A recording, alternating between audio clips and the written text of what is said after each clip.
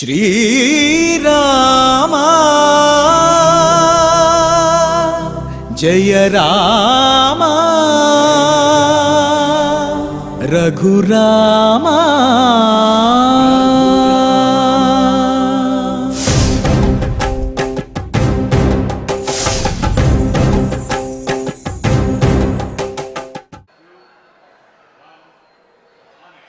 ओं नमो वेंकटेशाय। रघुनाथपदारविन्दयोस्ते भ्रमरीभूत ममान्धकार सूर्य अपराधशतालयं कलौ माम् అనుగృహ్ణాసి మంగళైః కటాక్షైః। పాపములు అనే చీకట్లను పోగొట్టే సూర్యుని వంటి ఇనవంశ తిలకుడైనటువంటి ఓ రామచంద్ర, పద్మముల మీద తుమ్మిదల వలె నీ పాద పద్మముల యందు నా మనస్సు లగ్నమై ఉన్నదయ్యా।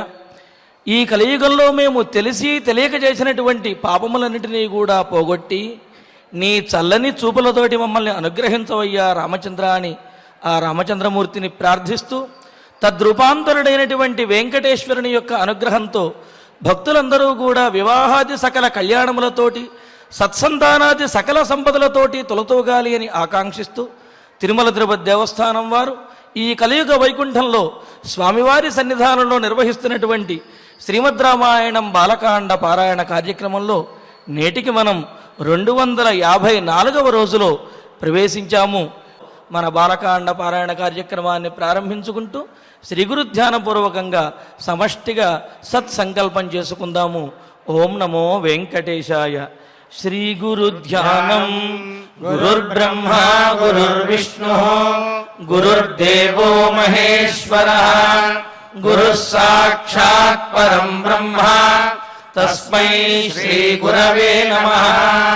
శ్రీనివాస ధ్యానం శ్రీ వెంకటాచలాధీశం శ్రియాధ్యాసిత వక్షసం శ్రితచేతన మందారం శ్రీనివాసమహం భజే।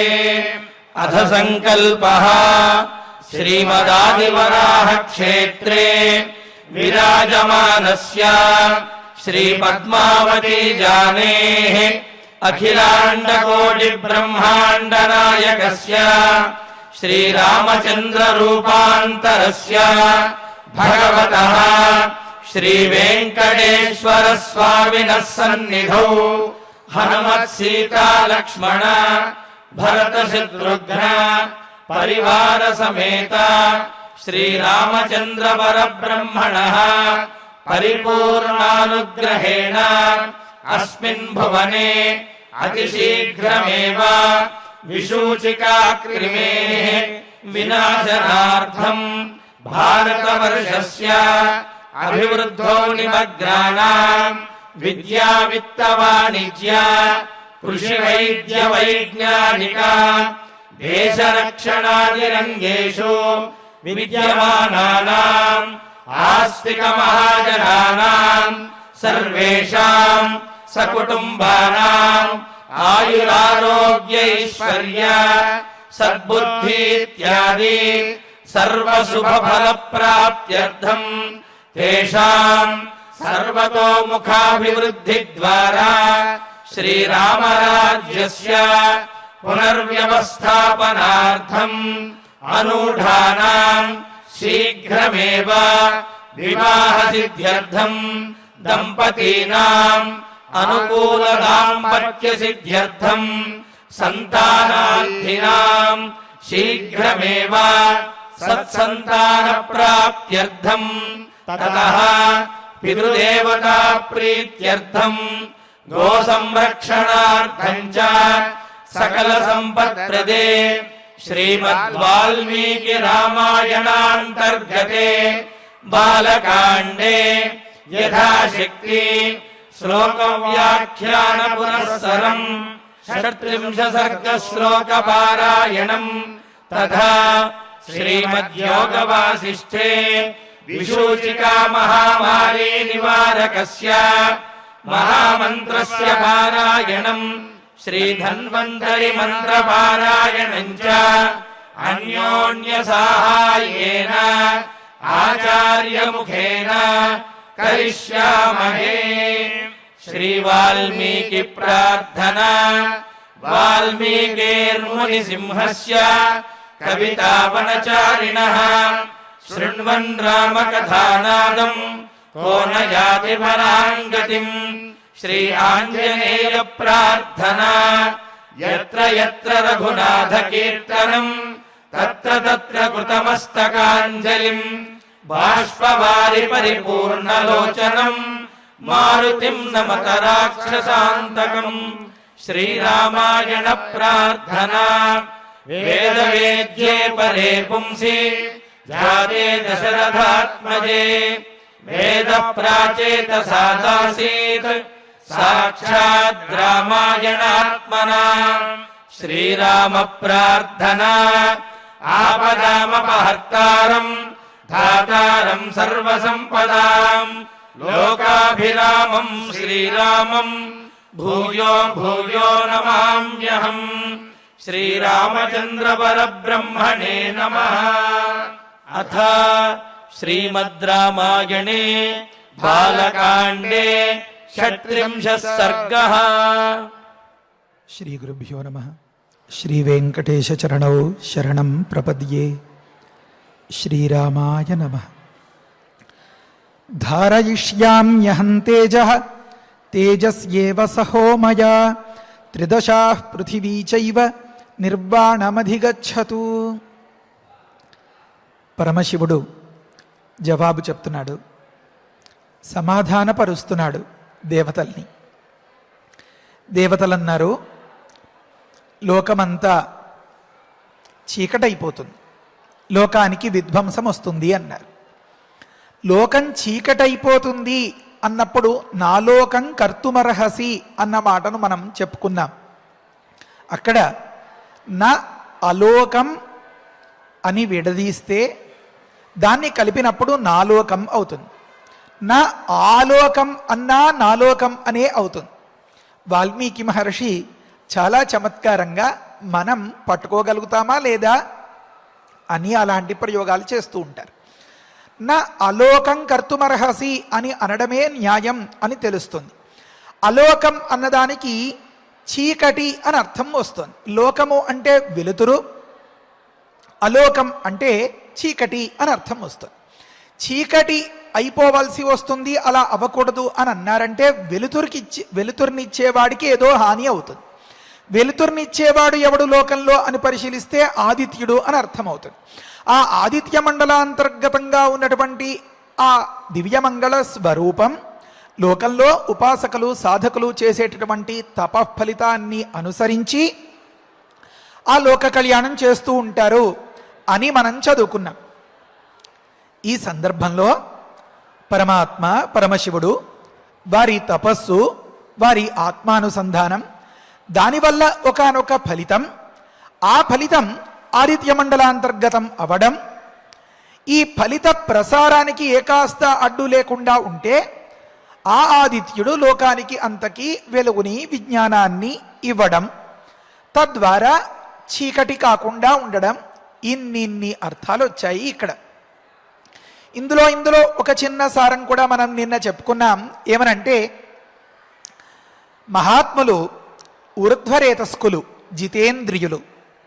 జితేంద్రియులు అయిన వారు వారి ప్రభావాన్ని ఇంకా పెంచుకుంటూ పోతుంటే ఈ శరీరంలో సారంగా ఉన్నటువంటి అంశం 7 ధాతువులు, ఆ 7వ ధాతువు తిరిగి 8వ ధాతువుగా మారుతుంది.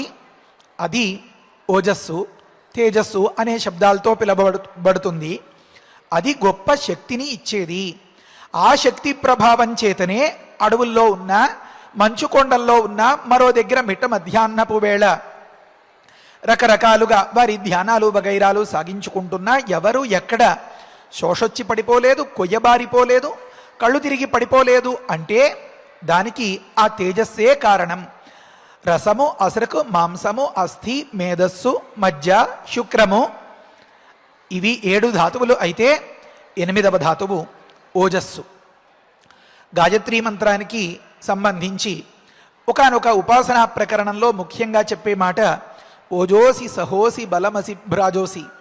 చిన్న మాట చెప్పుకోవాలి అంటే దేవతలకి రాక్షసులకి యుద్ధం జరిగినప్పుడు ఈ ఇద్దరి శక్తుల్ని లాక్కుని గాయత్రీ దేవత దూరంగా వెళ్ళిపోతుంది. ఆ సందర్భంలో ఈ గాయత్రీదేవి ఎవరి పక్షానికి వస్తే వాళ్ళదే గెలుపు అని గుర్తించిన వాళ్ళల్లో దేవతలు పిలుస్తారు, ఆహ్వానిస్తారు, రాక్షసులు ఆహ్వానిస్తారు. ఆమె ఎవరి పక్కకి రాదు. అప్పుడు దేవతలు చాలా నిదానంగా ఆలోచించి ఈ మాటతో ఆహ్వానిస్తారు. తాం వ్యహ్వజంత విశ్వకర్మన్నితి దేవాహ దాభీత్యసురాహ అని మొదలుపెట్టి చెప్తారు. అది ప్రత్యేకంగా చెప్పుకుంటే చాలా బాగుంటుంది, కొంతసేపు పడుతుంది. దానిలో సారం తాత్పర్యం ఏమంటే, ఓజోసి సహోసి అని మొదలుపెట్టి ఎప్పుడైతే దేవతలు అన్నారో, తల్లి నువ్వు ఓజస్వరూపము, నువ్వు తేజస్వరూపము అని ఎప్పుడైతే ప్రార్థించారో వెంటనే ఆమె దేవతల పక్షానికి వచ్చేస్తుంది, దేవతలకు జయం కలుగుతుంది. అదంతా అక్కడి కథ. ఆ సందర్భంలో చెప్తారు, ఓజస్సు నీ స్వరూపము అంటే మనం సాధన చేయగా చేయగా చేయగా ఈ శరీరంలో మనం తినటువంటి ఈ ఆహారాలు చిట్ట చివరికి వాయుభక్షకులుగా ఉండేటటువంటి యోగుల విషయంలో కూడా అది తేజస్సుగా పరిణమిస్తుంది. ఆ తేజస్సు లోకానికి ఉపకారం అవుతుంది. ఎన్ని అంశాలు పరిశీలిస్తే మనకి ఒక తాత్పర్యం పరిపూర్ణమవుతుందో, ఒక్క శ్లోకంలో ఎంత అంతరార్థాన్ని చొప్పించారో మహర్షి. గోభిర్విప్రైశ్చ వేదైశ్చ సతీభి సత్యవాదిభి అలుబ్ధై దానశీలైశ్చ సప్తభిర్ధార్యతే మహీ అని చెప్పారు పెద్దలు. ఈ భూమి ఇలా నిలబడి ఉంది అంటే దానికి 7 కంట్రిబ్యూషన్ చాలా ముఖ్యము. వారి పాత్రదానం, వారి యోగదానం అని చెప్తున్నారు. అందులో గోవులు, అదే మాదిరి శ్రోత్రియులు, వేదోచ్చారణం, పతివ్రతలైనటువంటి స్త్రీలు, ఇంకా నిజం మాట్లాడేవారు, దానం చేయాలి అనేటటువంటి దానగుణం ఉన్నవారు అని ఇలా వరుసగా 7 లెక్క చెప్పారు. అంటే ఈ పరమాత్మ ఎప్పుడు పవర్ అనేదాన్ని వినియోగించుకుంటూ ఉంటే ఖర్చు అయిపోతుంది కనుక ఆ పవర్ని రీజనరేట్ అయ్యేదానికి ఈ జనరేటర్ని కూడా ఇక్కడే ఉంచాడనమాట.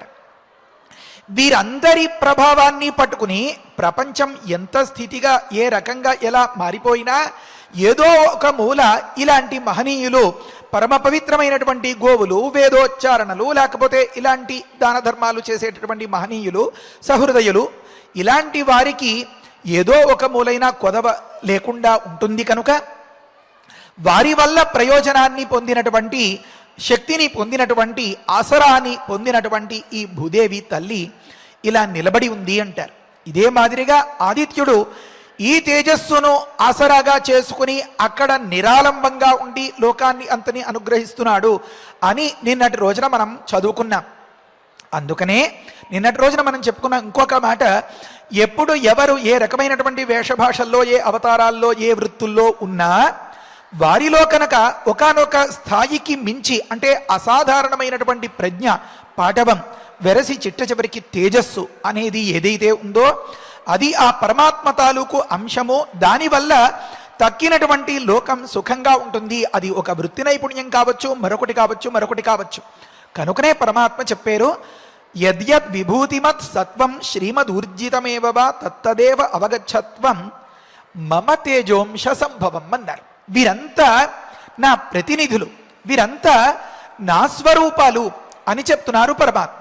కనుక మామూలు వాళ్ళు, ఉదాహరణకి ఒక వాహనంలో ప్రయాణం చేసేటటువంటి వారందరూ కూడా పడుకుని నిద్రపోతూ ఉన్నా సరే ఆ వాహనం నడిపేటటువంటి వ్యక్తి కాస్త మేల్కొని ఉన్నట్లయితే, అతడు జాగరూకతతో ఉన్నట్లయితే ఆ వాహనంలో ప్రయాణం చేసే వారందరూ సుఖంగా గమ్యానికి చేరగలుగుతారు. ఇదే తీరుగా లోకంలో పరమాత్మ ఎవరినైతే వీరు ఉత్తములు అని ఎంచుకుని వారిలో ఒక అసాధారణమైనటువంటి ఒకానొక స్కిల్, మరొకటి వగైరా వగైరా ఏదైతే ఏర్పరుస్తాడో దాన్ని విడిచిపెట్టి అతడు ఏదో విలాసాలకి, సరదాలకి పెద్దపీట వేసి అలా కాలక్షేపం చేస్తే అతడి వల్ల పొందాల్సినటువంటి ప్రయోజనం దెబ్బతింటుంది. ఒక గొప్ప దివ్యమైనటువంటి సందేశాన్ని ఇస్తున్నారు ఇక్కడ. కనుక వాళ్ళందరూ ఆడుకుంటున్నారు కదా, నేనెందుకు ఆడుకోకూడదు అని చెప్పి, వారందరూ నిద్రపోతున్నారు కదా, నేనెందుకు నిద్రపోకూడదు అని చెప్పి, ఈ ప్రయాణికులతో పాటు తాను కూడా చిన్న కొనుకు తీస్తే వీరందరి నిద్ర శాశ్వతమైన నిద్ర అయిపోతుంది. కనుక దేవతలంతా వచ్చి ఇక్కడ ఏం చెప్తున్నారు అంటే, పార్వతీ పరమేశ్వరులకి సాధారణమైనటువంటి సరదాలకు తావివ్వకుండా మీ సహజమైనటువంటి తపోనిష్ట ఏదో దాని యందు ఉండాలి మీరు అని చెప్తున్నారు. అది ఆ తపోనిష్ట వల్ల మీలో ఉన్నటువంటి ఈ ధాతువులు పరిణమించి ఒకానొక తేజస్సుగా ఏర్పడితే తద్వారా ఆదిత్య మండలాంతర్గతమైనటువంటి ఆ తేజోమూర్తి తద్వారా లోకమంతా సుఖంగా ఉండడం. ఇన్ని అంశాల్ని మనస్సులో పెట్టుకుని వేరే శబ్దాలతో కూడా శ్లోకాన్ని పూర్తి చేయొచ్చు. అయినా సరే తేజసి ధారజ నా అలోకం కర్తుమర్హసి అని ప్రార్థించారు. మనం అనుకున్నాం 13వ శ్లోకం అని. నా ఆలోకం అని విడదీయకూడదురా ఓ మాలోకాల్లారా. దీని అర్థం తెలియాలి అంటే ఈ కీ ఉపనిషత్తులో ఉంది, ఐతరేయోపనిషత్తు చూసుకోండి అని చెప్పి మహర్షి అంత అద్భుతమైనటువంటి ఉపదేశాన్ని చేశారనమాట. నా అప్రకాశం కర్తుమర్హసి, లేకపోతే నా విధ్వంసం కర్తుమర్హసి అని చెప్పిన శ్లోకం పూర్తయిపోతుంది. లోకాన్ని చీకటి చేయకు అని చెప్పడంలో ఆంతర్యం ఈ ఉపనిషద్ రహస్యం అన్నమాట. ఇది వంట పడితే వారు మేధావులు అని అర్థం. ఇది వంట పడితే వాల్మీకి మహర్షి యొక్క ప్రయత్నం చరితార్థమైంది అని అర్థం. ఇది వంట పట్టకపోతే ఇంకా ఆ భగవంతుడే శరణం అని మనం అర్థం చేసుకోవాలి అన్నమాట. సరే, ప్రకృతంలో 2 మాటల్ని మనం వివరించుకోవాలి అని అనుకున్నాం. ఒకటి నిన్న చెప్పుకున్నాం, త్రిదశాహ పృథివీ చ ఏవ అనుంది. ఈ చ అంటే ఏమర్థము? పృథివీ కూడా ప్రశాంతతను పొందుగాక అంటే పృథివీతో పాటుగా వేటికి కష్టాలు వస్తాయి అంటే ముల్లోకాలకి అని అన్నారు కదా. దీన్ని స్పష్టం చేస్తున్న వైనం మహాభారతంలో అనుశాసనిక పర్వంలో కనిపిస్తుంది. కుమారస్వామి జననం, స్కందోత్పత్తి, సుబ్రహ్మణ్యేశ్వరుని ఆవిర్భావం గురించి దాదాపుగా ప్రతి పురాణంలోనూ దాని తాలూకు ఉనికి కనిపిస్తుంది స్పష్టంగా. వామన పురాణంలో, మత్స్య పురాణంలో, లింగ పురాణంలో, శివ పురాణంలో, మహాభారతంలో ఎన్నెన్నో అద్భుతమైనటువంటి అంశాలు. అవన్నీ మాకెందుకండి, మనం రామాయణం కదా చెప్పుకోవాలి అని అంటే ఈ రామాయణాన్ని అర్థం చేసుకోవడానికి అవన్నీ పరిశీలిస్తే తప్ప ఎక్కడా దిక్కు దొరకట్లా. తరువాతి శ్లోకంలో అదే తాత్పర్యం వస్తుంది, అదే అవసరం తెలుస్తుంది, గమనిద్దురు గాని. కనుక ప్రకృతంలో ఏమనుందంటే, నహితే పృథివీదేవి నచ ద్యౌః త్రిదివః విభో నేదం ధారయితుం శక్తాః సమస్తాః ఇతి నో మతిః అని దేవతలు మాట్లాడినటువంటి ఒక మాట వల్ల ఈ పృథివీ కానీ, ఈ అంతరిక్షం కానీ, ఈ ద్యులోకం కానీ ఏవి దీనిని తట్టుకోలేవు అని తెలుస్తోంది. అంటే నేను నేల మీద విడిచిపెట్టను, లేకపోతే అంతరిక్షంలో విడిచిపెట్టను, లేకపోతే స్వర్గలోకంలో విడిచిపెడతాను అని చెప్పి ఇలా ఏదైనా ఆప్షన్స్ అని అనుకుంటావేమో స్వామి, దీన్ని తట్టుకునేటువంటి స్థితి లోకానికి లేదు. ఎందుకని అంటే అక్కడ చెప్తారు, త్రైలోక్య సారోహి యువాం, మీరిద్దరూ ఈ లోకాలకి అంతకి సారభూతులు. మీ నుంచి ఈ వ్యవహారం అంతా ఇలా జరుగుతోంది కనుక ఈ తపోమూర్తుల వల్ల లోకం సంతాపయిష్యథ, మీరు కాస్త అటు ఇటుగా వ్యవహరించినట్లయితే ఈ లోకానికి అంతకీ తీవ్రమైనటువంటి వేదన కలుగుతుంది. అంటే ఒక బాధ్యతాయుతమైనటువంటి పదవిలో ఉన్నటువంటి అధికారి మామూలు వాళ్ళకిలాగా ప్రవర్తించారు అని అనుకోండి, వ్యవహారం అంతా తలకిందులైపోతుంది. కనుక వారు మనం గమనిస్తున్నట్లుగా, మనం అనుకుంటున్నట్లుగా, మనం చూస్తున్నట్లుగా కాకుండా ఎన్నింటినో త్యాగం చేసి సుదీర్ఘమైనటువంటి ప్రణాళిక వేసుకుని కట్టుదిట్టమైనటువంటి మనస్తత్వంతో ప్రతి క్షణాన్ని పోగు చేసుకుంటూ ఎంతో జాగ్రత్తతో వ్యవహరించినప్పుడు మాత్రమే వారి వల్ల ఆ బాధ్యతలన్నీ సక్రమంగా నెరవేరుతాయి. లోకమంతా వారి హయాంలో, వారి అధికారంలో ఉన్నటువంటి ఆ ప్రాంతం అంతా మంచి ప్రయోజనాన్ని, సత్ఫలితాన్ని పొందగలుగుతుంది. కనుక కాస్త అటు ఇటుగా అయితే లోకం సంతాపజిష్యథ, కాబట్టి తదపత్యం హి యువయో దేవాను అభిభవే ధ్రువం అని దేవతలు మొరపెట్టుకుంటారు. కనుక మీ ఇద్దరికీ లోకరీతిని అనుసరించినటువంటి ఏర్పడినటువంటి సంతానమే కనుక ఒకటి ఆవిర్భవిస్తే అది ఖచ్చితంగా లోకాన్ని అంతని అణగదొక్కేస్తుంది, ఈ ప్రశాంతతకు ఎక్కడ తావు లేకుండా పోతుంది అని దేవతలు మొరపెట్టుకుని అక్కడ చెప్తారు. పృథివీ, మళ్ళీ అంతరిక్షం, మళ్ళీ స్వర్గలోకం ఇవన్నీ కూడా దెబ్బతినేస్తాయి. ఈ మహాభారతంలో చెప్పినటువంటి వివరణ అంతా చెప్పుకునేలాగా చిన్న మాటలో నాలోకం కర్తుమర్హసి రక్ష సర్వాను ఇమాన్ లోకాను అని చెప్పి వాల్మీకి మహర్షి అన్నారనమాట. ఒక్క మాటకి ఒక పర్వలో ఉన్నటువంటి సుమారు ఒక 10-20 శ్లోకాల్ని అంతని పరిశీలిస్తే తప్ప ఇప్పుడు మనం చెప్పుకున్నటువంటి ఈ వివరణ విశ్లేషణ ఈ విశదీకరణ రావట్లేదు. అంతల్లా అంత రహస్యంగా అంత గర్భితార్థాల్ని చొప్పించినటువంటి కావ్యం ఇది. అందుకనే ఇది ఆది కావ్యం. సరే, పృథివీ చైవ అంటే పృథివీతో పాటుగా అంతరిక్షలోకము ద్యులోకము అని అర్థం వచ్చింది కదా. ఇక్కడ ఒక చిన్న చమత్కారం ఏమంటే పరమశివుడిని దేవతలంతా అడిగారు. పరమశివుడు సరే అని అన్నాడు అని దేవతలు అనుకున్నారు. అందులోనే ఉంది ఒక చిన్న చిక్కు. ఏమనంటే ధారయిష్యామి అహం తేజ అని చెప్పాడు స్వామి. అంటే ఇటుపైన అలాగే చేస్తాను అని అర్థం. ఒక తండ్రి పిల్లవాడిని అడుగుతాడు, పిలిచి, ఎరా బీరువాలో డబ్బులు తీసేవా? తీసేను నాన్నగారు అని అంటాడా. వెంటనే వాడు ఏమంటాడంటే ఇంకెప్పుడు తీయను నాన్నగారు, రేపటి నుంచి ఇలా ఉండను నాన్నగారు అని రేపటి మాట చెప్తాడు. ఈ తండ్రి గారు అంటారు రేపటి మాట సరే, తరువాత ఇప్పటి మాట చెప్పు అంటారు. ఆ రకమైనటువంటి సంభాషణ మనం గమనిస్తూ ఉంటామే. ఇక్కడ లెక్క ప్రకారం ఏమని చెప్పాలి? ఈ దేవతల యొక్క లబోదిబోమనే ఈ కంగారు హడావిడి అంతా పరిశీలిస్తే ధారయామి అహం అని చెప్పాలి. ధారయామి చ తేజోహం అని చెప్పి ఆ శ్లోకాన్ని పూర్తి చేయాలి. కానీ శివుడు అలా అనలేదు, చాలా చమత్కారంగా చెప్పాడు. ఏమని? ధారయిష్యామి అన్నాడు. ఇటుపైన అలాగే చేస్తాను అని అర్థం వచ్చింది. అంటే ఇప్పటికే జరిగినటువంటి కొంత వృత్తాంతం ఉంది. అది తెలియాలంటే తదువారి శ్లోకం అర్థమవ్వాలి అన్నమాట. ఆ చమత్కారంలో ఆంతర్యం ఏమనంటే యదిదం క్షుభితం స్థానాత్ మమ తేజో యనుత్తమం ధారయిష్యది కస్తన్మే బ్రువంతు సురసత్తమాహ అన్నారు. అంటే ఇటుపైన మీరు చెప్పినట్లే చేద్దాం, కానీ ఇప్పటికే కాస్త జరిగిపోయిందే. ఏమా జరిగిపోయింది? అమ్మో అనిపించేస్తుంది వెంటనే. ఈ శ్లోకంలో మళ్ళీ పట్టటేస్తుంది. ఒక్కొక్క పదం తెలియాలి అంటే అమ్మో అనిపించేలాగా. ఏమన్నారంటే మమ అనుత్తమం యదిదం తేజ. ఇది ఒక ముఖ్యమైనటువంటి మాట. నిరంతరం యోగాభ్యాసంలో ఉండడం వల్ల మహాద్భుతమైనటువంటి ఫలితాన్ని ఇచ్చేటటువంటి క్షణం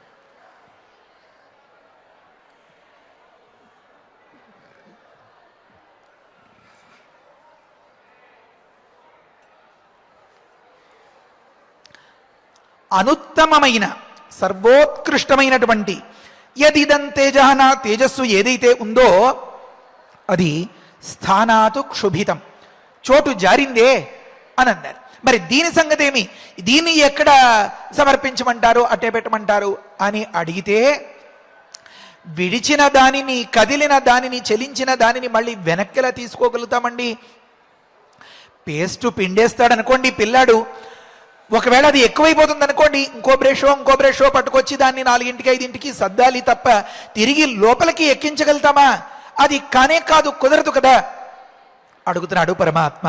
యదిదం క్షుభితం స్థానాత్ అని అన్నారు. చోటు నుంచి క్షుభితం, స్థానాత్ అంటే చోటు నుండి అని అర్థం. క్షుభితం అంటే క్షుభ సంచలనే అని అంటారు వ్యాకరణంలో. అంటే కదిలిన, కాస్త జరిగిన అని అర్థం వచ్చింది. కాస్త స్పందించిన ఈ తేజస్సుని ఎక్కడ ధరింపచేయమంటారు? దీన్ని పట్టుకోగలిగినది ఏది అని ఒక అర్థం ఉంది. ఇక్కడ వాల్మీకి మహర్షి ఏ చోట్లోంచి కదిలింది చెప్పలేదు. లోకంలో ఇంద్రియ సుఖాన్ని అందించడానికి రేతస్థానం అనేటటువంటి దాన్ని ఒకదాన్ని ఏర్పరిచి పరమాత్మ తద్వారా ఒక దగ్గర ప్రసారం జరగాలి అని నిర్దేశిస్తే వెంటనే స్థానాతు క్షుభితం అన్నదానికి ఒక అశ్లీలమైనటువంటి అర్థం, అసభ్యమైనటువంటి అర్థమే అనిపించేస్తుంది. ఇక్కడ కాస్త ఆగి పరిశీలించాలి. వ్యాఖ్యానంలో రాస్తారు, అక్కడ హృదయస్థానాతో అర్థం రాశారు. హృదయస్థానం నుంచి కదిలేటువంటి ఈ తేజస్సుని ఎక్కడ ధరింపచేయాలి అని ఆ ప్రశ్నకు అర్థం వస్తుంది. హృదయస్థానంలోంచి బయటకు రావడానికి ఎలా అవకాశం, ఎలా కుదురుతుంది? వెంటనే సందేహం వస్తుంది. అంటే అక్కడ ఆ ప్రక్రియ, ఆ అనుసంధానము, లేకపోతే ఈ ఖండ ఏకరువు పెట్టడం వగైరాలు అంతా ఇవన్నీ ఆధాన సంస్కారం, ఒకనొక సంస్కారం ఉంది. ఆ సంస్కారం దగ్గర మంత్రార్థం అంతా పరిశీలిస్తే మనకు అర్థమవుతుంది. మొట్టమొదట ఇక్కడ సంకల్పం కలుగుతుంది కనుక ఇక్కడి నుంచి బయలుదేరుతుంది అని ఒక మాట చెప్తారు. దాన్ని ఉద్దేశించి హృదయస్థానం నుంచి అని ఇక్కడ వివరణ చెప్పారనమాట. చాలా గొప్ప యౌగిక ప్రక్రియ ఉంది, యోగాభ్యాస ప్రక్రియ ఇక్కడ. అందుకని ఈ మాటలు కాస్త నిదానంగా విశ్లేషించుకుని అర్థం చేసుకోవాలి. అసలు పరమశివుడు ఏమి, ఆయన తీరేమి వగైరా వ్యవహారం అంతా వస్తుంది మనకిప్పుడు. అంటే అక్కడ యదిదం క్షుభితం స్థానాత్ అంటే చోటు జారిన అనే ఉంది తప్ప ఏ చోటు నుంచి జారిన అనే స్పష్టత లేదు కనుక, స్పష్టత ఇవ్వలేదు కనుక వాల్మీకి మహర్షి మనం మిగతా గ్రంథాలని అంతని పరిశీలించుకోవాల్సి వస్తుంది. అక్కడ శివపురాణంలో ఒక అద్భుతమైనటువంటి మాట ఉంది. ఏమనంటే రుద్ర సంహితగా వ్యవహరింపబడేటటువంటి ఒకానొక భాగంలో 4వ అధ్యాయంలో కుమారఖండంలో 4వ భాగంలో 2వ అధ్యాయంలో ఒక మాట ఏమనుందంటే శిరస్థ స్ఖలితం వీర్యం కో గ్రహిష్యతి మేధునా అని చెప్పారు పరమాత్మ. శిరస్సు నుండి బయటపడినటువంటి అని చెప్పారు. ఇక్కడ మిగతా వ్యాఖ్యానాల్ని పరిశీలిస్తామా, క్లేద రూపం అని రాశారు. చిన్నపాటి తేమ, చిన్నపాటి చెమ్మ, చిన్నపాటి చెమట బిందువు మాదిరి అని అర్థం వస్తుంది అక్కడ. ఎందుకని అంటే ఇది 7వ ధాతువు అయినటువంటి రేతస్సు స్థాయి దాటిపోయి తేజస్సుగా పరిణమించింది. ఇలా తేజస్సుగా పరిణమించినప్పుడు లోకరీతిని అనుసరించి ఒక మార్గం గుండా ప్రయాణం చేసేందుకు అవకాశం లేదు. ఈ హృదయం నుంచి బయటికి రావడానికి ఛాన్సే లేదు. ఆ సందర్భంలో ఇంకాస్త యోగ దర్శనాన్ని పరిశీలించి చూస్తామా, సుబ్రహ్మణ్యోత్పత్తిలో ఈ విషయాలన్నీ మనం చెప్పుకోవాలి.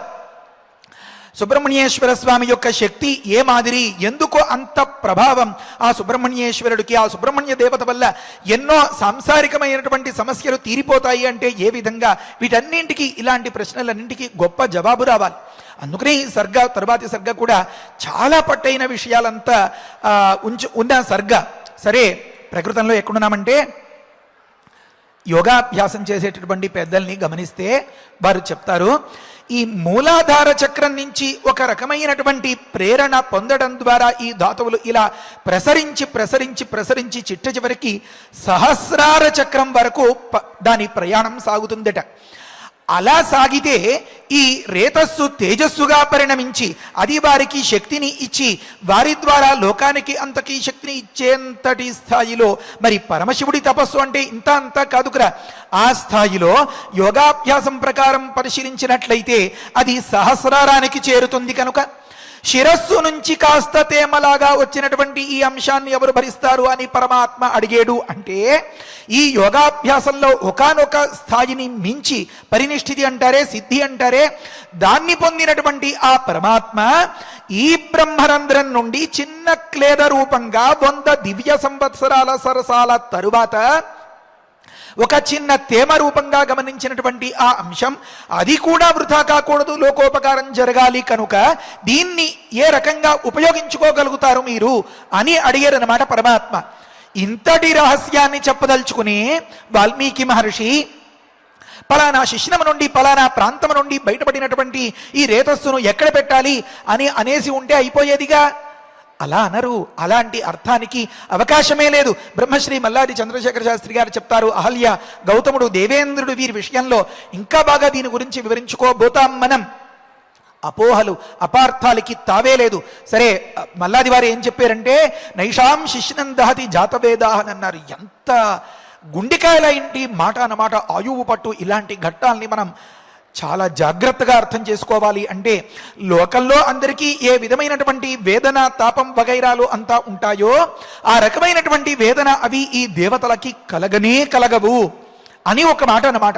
ఆ మాటని అర్థం చేసుకుని ఈ ధాతువు తేజస్సుగా పరిణమించింది అనే మాటను అర్థం చేసుకుని ఈ కేవలం స్థానము నుండి కొద్దిగా కదిలిన అని వాల్మీకి మహర్షి మాటను అర్థం చేసుకోవాలి. అంటే శివపురాణంలో చెప్పినటువంటి ఆ మాటను శిరస్సు నుంచి బయటపడిన అనే మాటను గుర్తుపెట్టుకుంటే, ఇక్కడ వ్యాఖ్యానాల్లో చెప్పినటువంటి మాటను చిన్న క్లేద రూపము, చిన్న తేమ రూపము అనే మాటను అర్థం చేసుకుంటే ఊర్ధ్వరేతస్కులకి రేతస్ఖలనం అయ్యే అవకాశమే లేదు అనే మాటను అర్థం చేసుకుంటే, జితేంద్రియుడుగా ఊర్ధ్వరేతస్కుడుగా ఉండి అనేక వేల సంవత్సరాలు స్థాన్వాశ్రమంలో కఠోరమైనటువంటి తపస్సును ఓనరించి ఈ 7వ ధాతువు 8వ ధాతువుగా అంటే తేజస్సుగా పరిణమించిన సందర్భంలో కేవలం యోగులకు ఆ బ్రహ్మస్థానంలో సహస్రారానికి చేరినటువంటి ఆ తేజస్సు చిన్న తేమగా పరిణమించింది అని అర్థమవుతుందన్నమాట.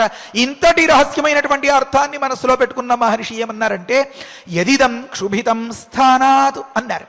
ఏ స్థానం నుంచో లేదు, కానీ మనకి ఇప్పుడు స్పష్టంగా తెలిసింది శిరస్థ అని పరమాత్మ శివపురాణంలో స్పష్టంగా కుమారఖండంలో చెప్పినటువంటి మాట వల్ల. ఇప్పుడు చెప్పండి, చిన్న పిల్లలకి లవకుశులకు ఈ వృత్తాంతాన్ని అంతని చెప్పి నిండు సభలో పాడించేరు మహర్షి అంటే ఎంత అవసరమైనటువంటి యౌగిక రహస్యాలు ఉంటాయి, ఎంత వైజ్ఞానిక ప్రక్రియ ఉంది ఇక్కడ. లోకమంతా కూడా ఏ సరదాలు ఇంద్రియ సుఖాలు సంతోషాలు అని పరుగులు పెడుతూ ఉండవచ్చో దాన్ని కూడా ఒక బాధ్యతని మనస్సులో పెట్టుకున్నటువంటి వ్యక్తి ఏ రకంగా అధిగమించి ఆ చిన్నపాటి బలహీనతను ఎంత గొప్పగా నిలబడగలగచ్చో అలా గొప్పగా నిలబడగలిగినటువంటి ఆ వ్యక్తి సంకల్పం ఎంత శుభ సంకల్పం అవుతుందో కుమారస్వామి జననమే దీనికి ఉదాహరణం. అలాంటి వ్యక్తి యొక్క ఆ బ్రహ్మరంధ్రం నుంచి ఏర్పడినటువంటి ఒక చిన్నపాటి తేమ మాదిరి చెమట బిందువు కూడా ఎంత లోకోపకారం చేస్తుందో చాలా అద్భుతమైనటువంటి అంశాలు ఉన్నాయి. ఇవన్నీ మనస్సులో పెట్టుకునే సాధారణమైన లేదా అట్టడుగు స్థాయి కాకుండా ఒక మాదిరి స్థాయిలో ఉండేటటువంటి గోభిర్విప్రయిశ్చ వేదయిశ్చ సతీభి సత్యవాదిభి అని మన భారతీయ మహిళల ద్వారా, అంటే నచ్చకపోతే భర్తని పక్కకి పెట్టేయడమో ఎవరి నచ్చితే వారితో ఉండడమో అనేటువంటి ఒక కుసంస్కృతికి ఎక్కడ తావుండదు కదా. మన దానిలో తిట్టినా కొట్టినా నచ్చినా నచ్చకపోయినా ఏదో ఒక విధంగా నచ్చ చెప్పుకుని ముందుకు వెళ్ళమనే మన శాస్త్రం చెప్తోంది తప్ప నీకు నాకు కట్ అనేటటువంటి ఒకానొక తాత్కాలికమైనటువంటి ఆవేశపూరితమైన నిర్ణయాలకి ఎక్కడ తావు లేకుండా ఉంది కదా మన వివాహ మంత్రార్థం భాష్యం అంతా. కనుక ఇలాంటి వాళ్ళ వల్ల లోకం సుభిక్షంగా సుఖంగా ఉంది అని మన పెద్దలు చెప్పినటువంటి మాట అబద్ధమా? ఇప్పుడు గమనించాలి, పరమాత్మ గీతాచార్యుడు చెప్పినటువంటి మాట లోకంలో ఏ విలువైనటువంటి అంశం ఉన్నా అది నా తాలూకుగా నువ్వు గుర్తించు అని చెప్పిన మాట అబద్ధమా? ఇప్పుడు మనం గుర్తించాలి. ఆ పరమశివుడు శంకరుడు లేకపోతే ఆ మహావిష్ణువు స్వామి బ్రహ్మగారు వీరు జపాలు తపస్సులు చేసుకుంటే చేసుకొని మాకేం పట్టింది, మేం అనుభవించడానికే వచ్చాం అని అనుకోవడం ఎంతవరకు సమంజసం? మన బాధ్యతను మనం ఎంత సక్రమంగా నిర్వహించి పరులకు సాటివారికి తోడ్పడి వారి సుఖశాంతుల కోసం మనం కాస్త త్యాగబుద్ధిని ప్రదర్శించాలి. మనం గమనించాలి, శివుడి సరదాల్ని వదిలిపెట్టేసుకోవడమే ఇక్కడ మనకి పెద్ద ఆదర్శం ఉదాహరణం అని అన్నమాట. కనుక ఇంట్లో అందరూ సుఖంగా ఉండాలంటే ఒక్క మాటలో చెప్పుకోవాలంటే పిల్లవాడికి జ్వరం వచ్చి పడుకుంటే ఆ తల్లికి ఎంతో రుచికరమైనటువంటి వస్తువు చేసుకుని తినాలి అని అనిపించిన పాపం ఆ పక్క పిల్లలు అడుగుతున్న తమ్ముడికి జ్వరం కదరా వాడికి తగ్గిపోయాక అప్పుడు చేసుకుందాం అని అంటుందే తప్ప వాడి మనస్సు చెదిరిపోయేలాగా వాడికి కష్టం కలిగేలాగా నీ కర్మ నీకు జ్వరం వస్తే నీ నోటికి రుచి లేకపోతే నువ్వు పడి ఉండు అలా అని చెప్పి వీరందరూ విందు భోజనాలు చేసుకుని తినేస్తారా? తిననే తినరు. అంటే మన సుఖం పక్కవాడికి కష్టాన్ని కలిగిస్తుందంటే లేదా పక్కవాడు కష్టంలో ఉండి బాధపడుతూ ఉంటే మనం సుఖాల్లో విలాసాల్లో ములుగుతాము అంటే ఈ ధోరణి చాలా పొరపాటు. మన కుటుంబం అని భావించినప్పుడు ఒకరు కష్టపడతారు అంటే మన సుఖాన్ని సైతం త్యాగం చేసుకునైనా సరే వారిని నిలబెట్టాలి అని ఈ ఘట్టం పరమశివుని ద్వారా మనకి ఒక గొప్ప దివ్యమైనటువంటి ఉపదేశాన్ని చేస్తుంది అన్నమాట. కనుక సరే స్వామి అడిగారు అప్పుడు యదిదం క్షుభితం స్థానాతు అని అన్నారు. చోటు నుంచి కొద్దిగా కదిలినా అంటే యోగాభ్యాస ప్రభావం చేత తేజస్సుగా పరిణమించి హృదయంలో సంకల్పం జరిగి, మళ్ళీ ఆ వ్యాఖ్యానం కూడా తప్పుకోకూడదు కదా, హృదయంలో సంకల్పం జరిగి అది బ్రహ్మస్థానం నుంచి ఆ బ్రహ్మరంధ్రం నుంచి చిన్న స్వేదంగా బయటపడినటువంటి సందర్భంలో ధారయిష్యతి కహ తన్మే బ్రువంతు సురసత్తమాహ అని అడిగారన్నమాట. దానిని కహాధారయిష్యది ఎవరు ధరించగలరు? ఓ సురసత్తముల్లారా, దేవతలలోకెల్లా శ్రేష్ఠువులైనటువంటి ఓ మహనీయుల్లారా, మే బ్రువంతు నా కోసం ఆ విషయాన్ని చెప్పండి అని అన్నారు. అంటే ఇది వృథా కాకూడదు అని ఒకానొక తాత్పర్యం. ఇందులో చెప్పినటువంటి ఇంకొక దివ్యమైనటువంటి మాట ఏమంటే అనుత్తమం అనే ఒక మాట ఉంది. అంటే ఏ రకమైనటువంటి నిష్ప్రయోజనత్వానికి తావులేనిది, వ్యర్థము కానిది అని అంతరార్థం. క్షణం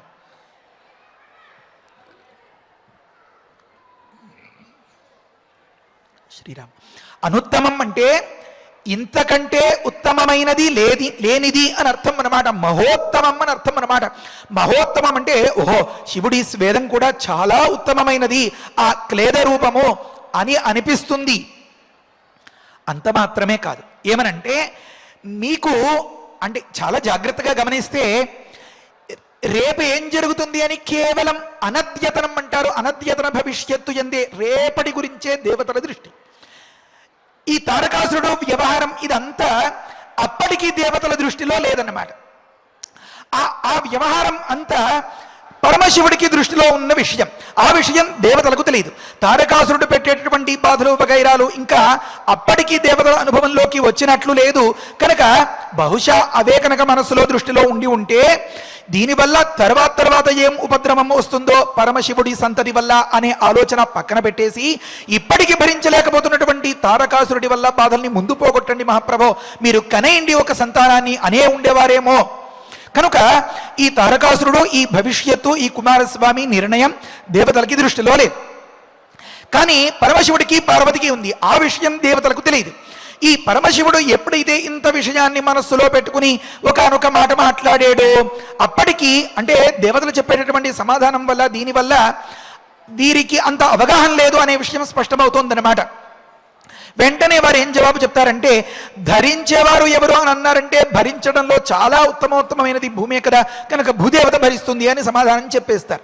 ఇక్కడ అనుత్తమం అన్నదానికి తాత్పర్యం ఏమి అంటే మీరు ఏ సుఖాలైతే శాశ్వతంగా ఉండాలి అని అనుకుంటున్నారో, లోకానికి అంతకీ ఏ సుఖాన్ని పదిలంగా అందించాలి అని అనుకుంటున్నారో, దానికి విఘాతం కలిగించబోయేటటువంటి ఏ తారకాసురుడు ఉన్నాడో ఆ తారకాసురుడికి శాశ్వతంగా చెక్ పెట్టగలిగినటువంటి ఒకనొక దివ్యమైనటువంటి మూర్తి అవతరించబోతుంది. దానికి మూల కారణం ఇది కనుక అనుత్తమమైనటువంటి తేజస్సు అని పరమశివుడు చెప్పాడనమాట.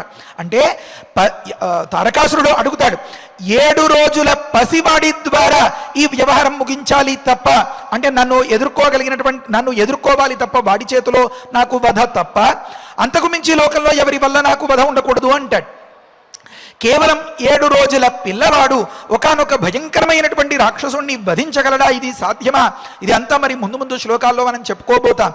దానికి బీజంగా ఒక చిన్న ప్రాతిపదికగా ఒక చిన్న తొలిమెట్టుగా చెప్పినటువంటి మాట ఏమి పరమశివుడు అంటే అనుత్తమమైనది, ఇది వృథా పోదు, ఇది వ్యర్థం కాదు, దీని ప్రయోజనం చాలా గొప్పది అని అర్థం వచ్చిందనమాట. ఆ అంశం కంటే దీన్ని భరించేవారు ఎవరు అని అడిగిన ప్రశ్న మీద దృష్టి పెట్టినటువంటి దేవతలు ఒకలాగా జవాబు చెప్పారు. ఏమనంటే ఏవముక్తా సురా సర్వే ప్రత్యూచు వృషభధ్వజం యత్ తేజః క్షుభితం ఏతత్ తద్ధరాధారయిష్యతి అని జవాబు చెప్పేశారన్నమాట. స్వామి ఈశ్వర తత్ సురాహ దేవతలంతా కూడా సురా సర్వే ఏవం ఉక్తా ఈ రకంగా పరమశివుడు అడగగా అప్పుడు చెప్తున్నారు వృషభధ్వజుడైనటువంటి ఆ పరమాత్మను గూర్చి. మరి ఈ సందర్భంలో వృషభధ్వజాన్ని ఎందుకన్నారో అదొక పెద్ద మాట. సరే, యత్ తేజః క్షుభితం, మీ తేజస్సు ఏదైతే క్షుభితమయ్యింది అని అంటున్నారో దానిని తద్ ధరాధారయిష్యతి అని అన్నారు. ధర అనగా ఈ భూమి అన్నమాట. అసలు ఆ పేరులోనే ఉంది గొప్పతనం. అంత రకరకాలైనటువంటి బరువుల్ని అన్నింటినీ అలా మోస్తూనే ఉంటుంది. తత్ ధరాధారయిష్యతి అని చెప్పేశారు. ఎందుకని అక్కడ చెప్తారు వ్యాఖ్యానంలో తస్యాహ అశేష సంసార ధారణ శక్తిమత్వాదేవ అంటారు. ఈ భూదేవత సమస్తమును సర్వం సహా అని కదా పేరు, సమస్తమును భరించేటటువంటి బాధ్యతలో కంకణం కట్టుకుని ఉంది కనుక ఈ భూదేవి దాన్ని భరిస్తుంది అని చెప్పారు. ఏవముక్త సురపతి ప్రముమోచ మహీతలే తేజసా పృథివీజేన వ్యాప్త సగిరికానన అన్నారు. సురపతి సకల దేవతలకు నాయకుడైనటువంటి ఆ పరమశివుడు ఏవం ఉక్త ఈ రకంగా దేవతలంతా జవాబు చెప్పిన సందర్భంలో ఆ తేజస్సును ఈ భూమి మీదకి విడిచిపెట్టాడు. అంతే, ఒక్కసారిగా అదేదో మనకి సినిమాలో గ్రాఫిక్స్ వీటి సహాయంతో చూపించినట్లుగా కొండలు, గుట్టలు, వాగులు, వంకలు, చెట్లు, పుట్లలు, లతలు, తీగలు అన్నీ కూడా అలా అలా అలా అలా అలా ఈ తేజస్సు వ్యాపించేయడం మొదలుపెట్టిందనమాట. తేజస ఏన తేజస సగిరికాననా పృథివీ వ్యాప్త అని చెప్తారు. అలా వ్యాపించేయగా తతో దేవా పునరిదం ఊచుశ్చ అథ హుతాశనం ప్రవిశత్వం మహాతేజ రౌద్రం వాయు సమన్విత. మరి సమయం అయిపోయింది కదా, ఆ మాట దగ్గర నుంచి రేపటి రోజున చెప్పుకుందాం. ఆ పృథివీ భరించలేనటువంటి ఒకానొక మహాప్రభావం కలిగినటువంటి తేజస్సు అది. క్షణకాలంలో రెప్పార్పేలోపు మొత్తం అంతా కూడా అలా అలా అలా అలా ఈ తేజస్సులో వ్యాపించేసింది అంటే దాని ప్రభావం ఎంత వేగంగా ఎంత తీక్షణంగా ఉందో మనకి అర్థమవుతుంది. ఆ వేదనను తట్టుకోలేక పృథివీ విలవిల్లాడిపోతూ ఉంటే బాబోయ్ బాబోయ్ బాబోయ్ బాబోయ్ అని అప్పుడు వెంటనే పాపం దేవతలు తేరుకుని ఇంకొక తరుణోపాయం అన్నట్లుగా ఆలోచిస్తారు. పరమ పవిత్రమైనటువంటి స్కందోత్పత్తి గంగావతరణం గురించి చెప్పండి అని అడిగితే విశ్వామిత్రుల వారు పాపం నోరు నొప్పి అని అనకుండా స్కందజన్నం గురించి చెప్తున్నారు. అంటే గడిచిన కథ పరిశీలిస్తే నారదులు వారు పార్వతీదేవికి జాతకం చెప్పడం, అందులో గ్రహాలు అలా ఉన్నాయన్న అనడం, అవన్నీ జాగ్రత్త పడితే ఈ గ్రహాల్ని మార్చలేం కానీ అవి శుభ ఫలితాలుగానే పరిణమించేస్తాయి అనడం, అలాంటి లక్షణాలే ఉన్నటువంటి మొత్తం ప్రపంచానికి అంతకీ ఒక్కడుగా ఉన్నటువంటి ఆ పరమశివుడే భర్తగా దొరకడం, ఇలాంటివన్నీ గమనిస్తే పెద్దలు చేసేటటువంటి ఉపదేశాలు మనకి భవిష్యత్తులో ఒక గొప్ప సౌభాగ్యాన్ని అందించడానికి అని అర్థం అవుతాయన్నమాట. ఈ చరిత్రలను ఎవరైతే వింటారో వారికి వివాహాది విషయాల్లో, సంతానాది విషయాల్లో ఏ ప్రతిబంధకాలు ఉండవు, ఏ దోషాలు ఉండవు. వారు సుఖంగా హాయిగా మంచి అనుకూలవతుల్ని వివాహం చేసుకుని ఆ వధూవరులు హాయిగా ఉంటారు అని ఇలాంటి ఫలితాల్ని అంతని చెప్తారు. ప్రతిదానికి ఎంతో లోతైన రహస్యం. విశ్వామిత్రులు రామచంద్రమూర్తికి సీతమ్మ వారి జత కట్టించాలి అని చెప్పి మనస్సులో పెట్టుకుని వారి మనస్సులో ఈ సుబ్రహ్మణ్య జననాన్ని, ఈ గంగావతరణాన్ని బాగా వినిపించి నాటినట్లయితే వారి మనస్సుల్లో గంగావతరణం విన్నదాని వల్ల ఏ గొప్ప ప్రయోజనం కలుగుతుందో ఆ ప్రయోజనం కలిగించాలని, సుబ్రహ్మణ్య జననం వల్ల ఆ జననాన్ని వినడం వల్ల ఏ గొప్ప ప్రయోజనం కలుగుతుందో అది కలిగించాలని, అటుపైన అహల్యా గౌతముల్ని అంటే పురాణ దంపతుల్ని కలిపి తాను దంపతులుగా అయ్యేలాగా పెళ్లిపీటలు ఎక్కించాలి అని రామచంద్రమూర్తి గురించి అన్నమాట. ఇన్ని అంశాలని కడుపులో పెట్టుకుని ఈ కథనంతని చెప్తున్నారు. కనుక మనం ప్రతినిత్యం చెప్పుకునేటటువంటి సంకల్పాల్లో అనూఢానాం వివాహ సిద్ధ్యర్థం అని అంటారు. అనూఢులు అంటే వివాహం కానివారు, వయసు వచ్చి సందర్భంలో ప్రయత్నం చేస్తున్న వివాహం కాని సందర్భాల్లో ఏ దోషం ఏ ప్రతిబంధకం ఉండిపోయిందో, లేకపోతే దంపతీనాం అనుకూల దాంపత్య సిద్ధ్యర్థం అని చెప్తారు. దంపతులు అయ్యారు, పెద్దలు కుదిర్చిన సంబంధమే కూడా కావచ్చు, అయినా ఏవో చిన్నపాటి మనస్పర్ధలో పొరపచ్చాలో లేకపోతే వాదోపవాదాలు అభిప్రాయ భేదాలు వాటికి కారణమైనటువంటి దోషాలేవో ఆ దోషాలన్నీ పోయి అనుకూల దాంపత్యం కలిగించేలాగా అని వగైరే ఇవన్నీ చెప్పుకుంటామే. ఒక్క మాటలో చెప్పాలి అంటే సీతారాములు అంత అన్యోన్యంగా ఉండడానికి, వారికి అంత లోకోత్తరులైనటువంటి లవకుశులు ఏర్పడడానికి, రామచంద్రమూర్తి ఆ పేరు తలుచుకుంటే చాలు లోకమంతా సుఖంగా హాయిగా కష్టాలు పోయి సంతోషంగా ఉండేలాగా అంత ప్రభావాన్ని పొందడానికి ఎన్నెన్నో సత్ఫలితాలకి అంతకీ ఈ విశ్వామిత్రులు చేసేటటువంటి ఈ మహోపదేశం కారణం అన్నమాట. అంతటి అతి విలువైనటువంటి అమూల్యములైన ఆ అంశాల్ని మనం ఎంతో భక్తి శ్రద్ధలుగా ఉపాసనా రూపంగా ప్రవచనం చెప్పుకుని పారాయణం చేసుకుంటున్నందుకు ఆ పరమాత్మ పరిపూర్ణమైనటువంటి అనుగ్రహాన్ని ప్రసాదించి రక్షించుగాక రక్షించుగాక రక్షించుగాక. ఈరోజు కృత్తికా నక్షత్రం, అందున మంగళవారం, అందున చతుర్థి. మరి అది ముందే చెప్పాలి అని అనుకున్నాను కానీ చెప్తే మరి అది చాలాసేపు పట్టేస్తుంది. ఏది ముందర ఏది తర్వాత ఆహామహామికయా అంటారు. ఈ అంశాన్ని రేపు చెప్తే అయ్యో నిన్న కదా చెప్పాలి అని అనిపిస్తుంది. కనుక అయిపోయిన దాని గురించి చెప్తే అయిపోయిన పెళ్లికి బాజాల్లాగా అయిపోతుంది. కొద్ది సమయంలోనే మనం ఎంతో విశేషాలని వర్ణించుకోవాలని ప్రయత్నం చేసేటటువంటి సందర్భంలో అవధానం, కాన్సన్ట్రేషన్ అనేది చాలా ముఖ్యం. కనుక ఇది నాకు ఉపయోగపడుతుంది అనే భావన చాలా ప్రధానం. కనుక ఆ విశ్వాసమే పరమాత్మ స్వరూపం. కనుక ఆ విశ్వాసం అనేటటువంటి భగవంతుణ్ణి మన మనస్సులో ప్రతిష్ఠ చేసుకున్నట్లయితే ఈ ప్రయోజనాల గురించి మనకు అవగాహన లేకపోయినా పరిచయం లేకపోయినా మందు గురించి తెలియని వాడు కూడా మందు వేసుకుంటే ప్రయోజనం పొందినట్లుగా ఈ ఉపాసనలు అన్నింటికి ఇంతటి మహాపుణ్యకాలాల్లో చేసిన దానికి అనంతమైనటువంటి ఫలితాన్ని మనం పొందగలుగుతాం అన్నమాట. కనుక శ్రీవారి సాక్షిగా పరమ పవిత్రమైనటువంటి సిద్ధక్షేత్రంలో చేసేటటువంటి ఈ ప్రవచనానికి, పారాయణకి, ఈ ఉపదేశాలకి ఎంతో విలువ, ఎంతో అమూల్యమైనటువంటి తరాలకి తరగనటువంటి సత్ఫలితం. ఇది మనస్సులో ఉంచుకుని మన ప్రవచనాన్ని, మనం పారాయణి మనం కొనసాగించుకోవాలి అని సవినయంగా మనవి చేస్తూ హరయే నమః. స్వస్తి. పారాయణ చేసుకుందాము.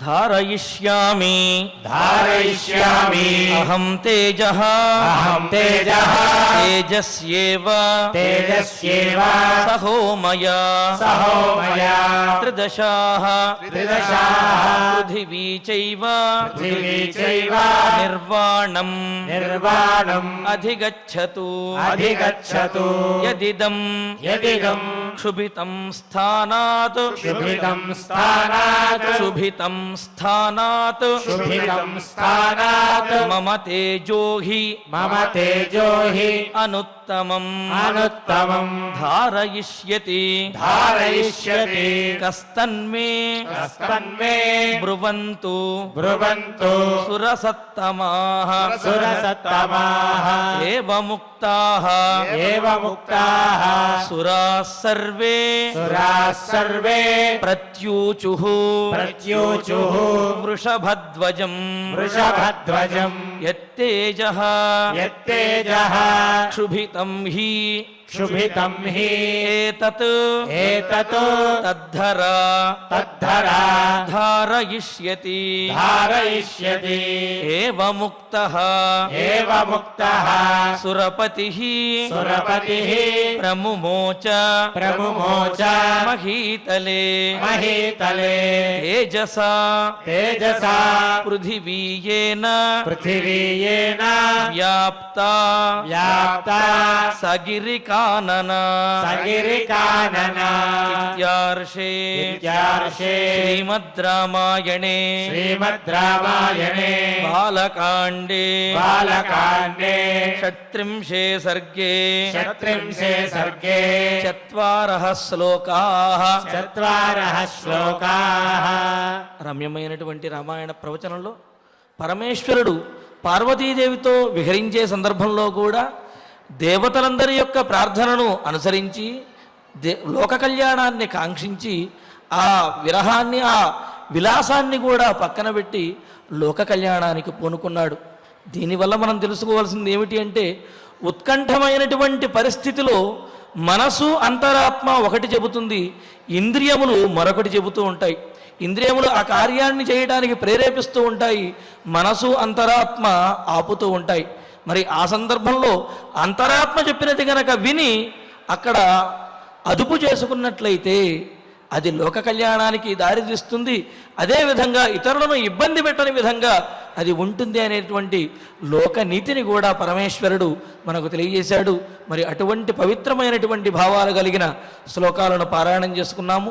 ఇక ఇప్పుడు ఫలశ్రుతి నుండి మంగళాంతం వరకు పఠిస్తూ ఈనాడు సమయానుసారంగా ఫలశ్రుతి అదేవిధంగా ధన్వంతరి ధ్యానాన్ని పఠిద్దాము మనందరము కలిసి. ఫలశ్రుతి కుటుంబ వృద్ధిం धनधान्य वृद्धिं श्रियश्च मुख्या सुखमुत्तमं च श्रुत्वा सुखं काव्यमिदं महार्थं प्राप्नोति सर्वां भुविचार्थसिद्धिं श्रीरामचन्द्र परब्रह्मणे नमः। अथ धन्वन्तरि ध्यानम् अच्युतानन्द गोविन्द विष्णो नारायणावुत रोगान् मे नाशयाशेषान् आशु धन्वन्तरे हरे आरोग्यं दीर्घमायुष्यं बलं तेजोधियं श्रियं स्वभक्तेभ्यो न गृह्णन्तं वन्दे धन्वन्तरिं हरिं धन्वन्तरेरिवं श्लोकं भक्त्या नित्यं पठन्ति ये अनारोग्यं न तेषां स्यात् सुखं जीवन्ति ते चिरम्।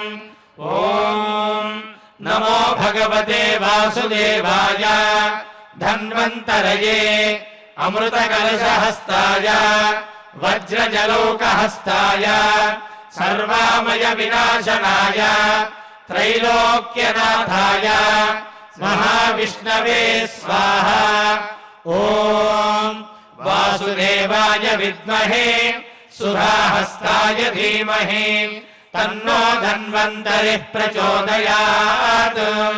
अथ नवग्रह प्रार्थना आरोग्यं पद्मबन्धुर्वितरतु नितरां सम्पदं शीतरश्मिः भूलाभं भूमिपुत्रः सकलगुणयुतां वाग्विभूतिं च सौम्यः सौभाग्यं देवमन्त्री रिपुभयशमनं भार्गवः शौर्यमार्किः दीर्घायुः सैहिकेयः विपुलतरयसः केतुः आचन्द्रतारम् अरिष्टानि प्रणश्यन्तु दुरितानि भयानि च शान्तिरस्तु शुभं मेस्तु ग्रहाः कुर्वन्तु मङ्गलम् अथ क्षमा प्रार्थना यदक्षरपदभ्रष्टम् मात्राहीनम् च यद्भवेत् तत्सर्वम् क्षम्यताम् देव नारायण नमोऽस्तु ते अथ भगवत्समर्पणम्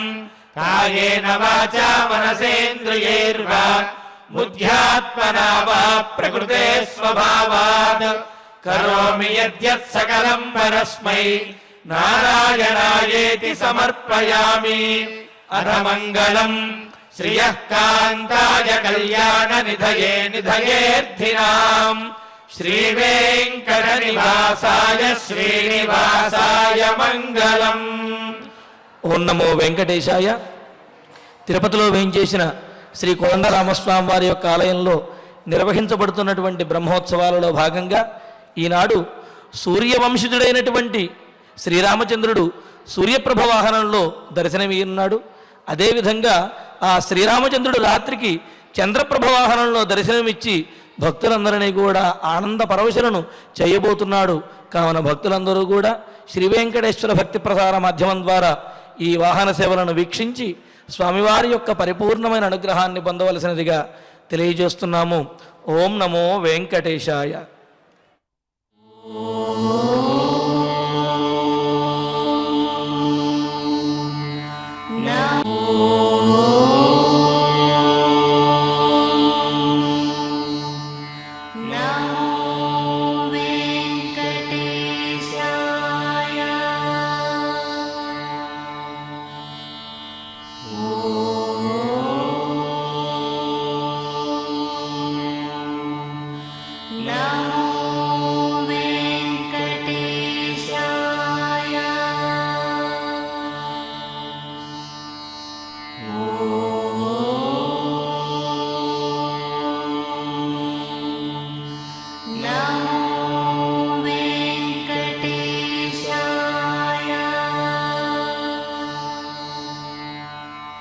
Oh